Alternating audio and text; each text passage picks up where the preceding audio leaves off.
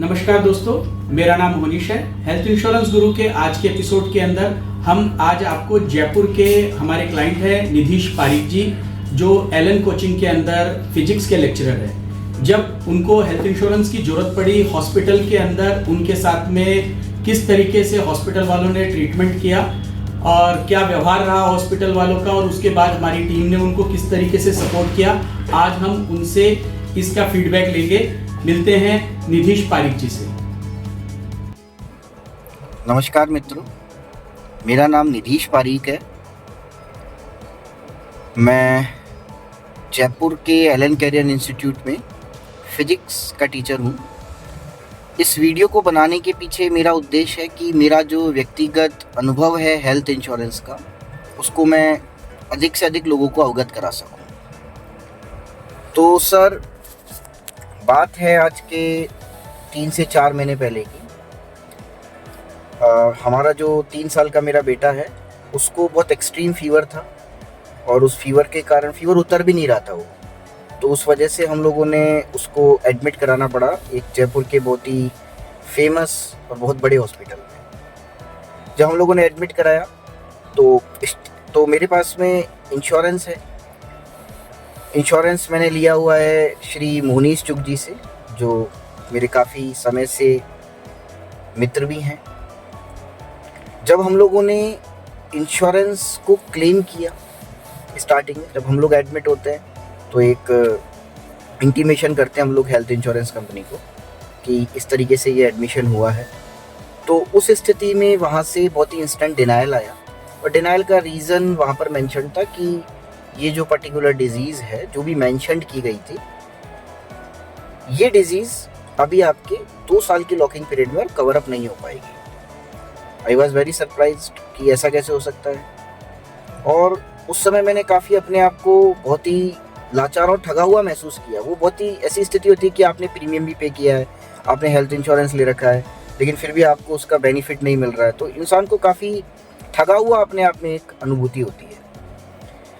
तो मैंने हमारे मोनीश जी चुग से ये इंश्योरेंस लिया था। तो मैंने मोनीश जी को उस समय फ़ोन किया। तो सबसे अच्छी बात यह कि उन्होंने उस समय तुरंत मेरी मानसिक स्थिति को समझा कि एक कस्टमर क्या चाहता है, कस्टमर कैसे परेशान हो रहा है। उन्होंने उसको समझा और उन्होंने बोला कि आप थोड़ा सा धैर्य रखिए, मैं इसके बारे में बात करके आपको सारी बातें समझाता हूँ कि क्या रीज़न रहा, और मैं कोशिश करता हूँ कि ये आपका हेल्थ इंश्योरेंस का क्लेम आपको मिले। उसके बाद में परिस्थितियाँ ये रही कि 3 दिन तक हम लोग वहाँ रहे। उसके बाद में आप लोगों को बहुत ही आश्चर्य होगा एक बात जान के, इवन आई वाज सरप्राइज्ड, कि उन लोगों ने बोला कि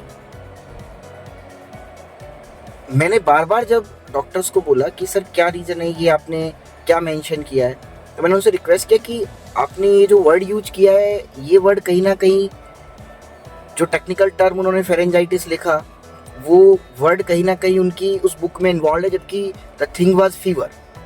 तो मैंने उनको रिक्वेस्ट किया कि आप सर इसको फीवर लिखकर क्यों नहीं आगे भेजते हैं, तो शायद मेरे को भी मेरा क्लेम मिल जाएगा।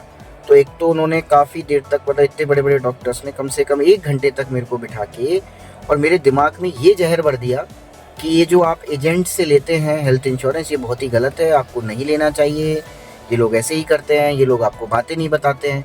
देन आई रिक्वेस्टेड कि प्लीज़ सर आप ये कीजिए कि जो भी चीज़ है, इसके फीवर था तो आप फीवर लिख के इसको भेजिए, तो फिर हम लोग आगे देखेंगे। तो दे कन्विंस्ड मी कि सर हम जो भी फाइल का काम है वो बाद में कर लेंगे, आप एक बार यहाँ पे पेमेंट करके चले जाइए, ये आपके रिम्बर्समेंट की फॉर्म में आपको मिल जाएगा। This was the thing and I was fully convince, क्योंकि 3 दिन से बच्चा बीमार है, आप हॉस्पिटल में हो, आपको घर जाना है। लेकिन स्टिल मैंने मोनीश जी को फ़ोन करके बताया, तो मोनीश जी ने मुझे बोला कि इन एनी केस आपको मेरी एक रिक्वेस्ट है बस एक बार, कि आप अभी के अभी इसके कैश अप्रूवल के लिए, कैशलेस अप्रूवल के लिए आप एक बार रिक्वेस्ट और डालो, I will take care of everything. तो मैं वहाँ टीपीए वाले बंदे के पास गया, मैंने बोला कि सर आप ऐसा कीजिए, तो उन्होंने फिर से मुझे बोला कि नहीं नहीं नहीं, आप ऐसा करोगे तो आपको ब्लैकलिस्ट कर देंगे इंश्योरेंस वाले, आपको कभी इंश्योरेंस नहीं मिलेगा। Then I told Monish ji again कि सर ऐसा बोल रहे हैं। तो मोनीश जी ने कहा कि आप एक बार मेरी टीपीए वाले से बात करा। हालांकि लोग बात नहीं करते हैं, लेकिन स्टिल मेरे बहुत कहने पर मैंने बात कराई, तो उन्होंने बात की। तो ही टोल्ड, टीपीए वाला बंदा मोनीश जी को बोलता है, मेरे सामने की बात है, कि आप क्यों इन कस्टमर को गुमराह कर रहे हो, आप इनका केस क्यों खराब कर रहे हो, इनको रिम्बर्समेंट के बाद में पैसा नहीं मिलेगा। तो मोनीश जी का एक सिंगल स्टेटमेंट था कि यदि पैसा नहीं मिलेगा तो पैसा मैं अपनी जेब से दूंगा, आप केवल रिक्वेस्ट डालिए। This was the thing. ऐसा हुआ, उन्होंने ये काम किया। अब सबसे बड़ा एक्सक्लेमेटरी बात क्या है, मुझे उन लोगों ने बिल बताया था 65,000, 65,000 रुपये का बिल मुझे बताया था। और जब वो बिल उन्होंने हेल्थ इंश्योरेंस कंपनी को भेजा तो that bill was merely 24,000 rupees. ये मेरी समझ के बाहर था कि ये कैसे हुआ।